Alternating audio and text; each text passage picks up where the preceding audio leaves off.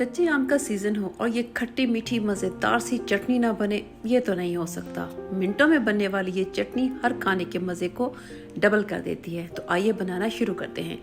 यहाँ पे मैंने लिए हैं 1 किलो कच्चे आम, कैरी जो होती है, मुझे बिल्कुल छोटे साइज़ की मिली थी, तो इसलिए इसमें गुठली वगैरह काफ़ी निकल गई और ये बाकी में बाद में 400 ग्राम बची। इसको छील के गुठली लग के और इसको इस तरह से रफली काट लिया। अब इसको मैं स्टीम पे गलाऊंगी, इसमें पानी नहीं डालना। ये इसका टेस्ट का एक सबसे बड़ा टिप है कि इसको आपने पानी डाल के नहीं गलाना है। इस तरह से किसी बर्तन में पानी लें, इसके ऊपर छलनी रख दें, या फिर अगर बड़ा बर्तन है तो उसके अंदर कोई और रख के जैसे स्टीम देते हैं उस तरह से स्टीमर के साथ आप इसको गला लें। मुश्किल से 10 से 12 मिनट लगते हैं और ये बिल्कुल बहुत अच्छे से जितने भी आम है ये गल जाएंगे। जब तक ये हो रहा है तब तक हम अपना मसाला बना लेते हैं। यहाँ पे मैंने लिया है थोड़ा सा ज़ीरा, धनिया, सौंफ, लौंग, दालचीनी और इलायची और थोड़ी सी राई। इन सबको ड्राई रोस्ट करना है और ड्राई रोस्ट करके इनको हमने पीस के इसका पाउडर बना लेना है। मैंने थोड़ा सा दरदरा सा रखा था, आप चाहे तो इसको बिल्कुल फाइन पेस्ट बना लें। ये देखिए यहाँ पे जो हमारे आम है, कैरियाँ हैं, वो बहुत अच्छे से गल चुकी हैं। अब इसको चम्मच की मदद से हल्का हल्का सा मैश कर लेंगे। अगर आपको बिल्कुल स्मूथ सा पेस्ट चाहिए तो आप इसको मिक्सी में डाल के तो इसका पेस्ट भी बना सकते हैं, लेकिन मुझे इसमें थोड़े थोड़े से चंक्स पसंद है, इसलिए मैं इसको सिर्फ चम्मच की मदद से ही मैश कर लूँगी।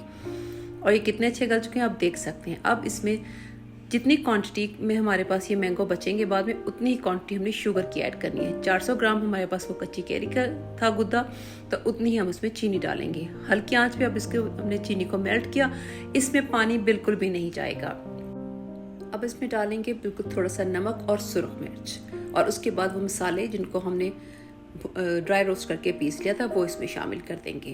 और अब इसको 4 से 5 मिनट, बड़ी मुश्किल से 4 से 5 मिनट पकाएंगे, क्योंकि इसमें शीरा नहीं बनाया पानी का हमने, इसलिए बड़ा इक्वली बन जाता है।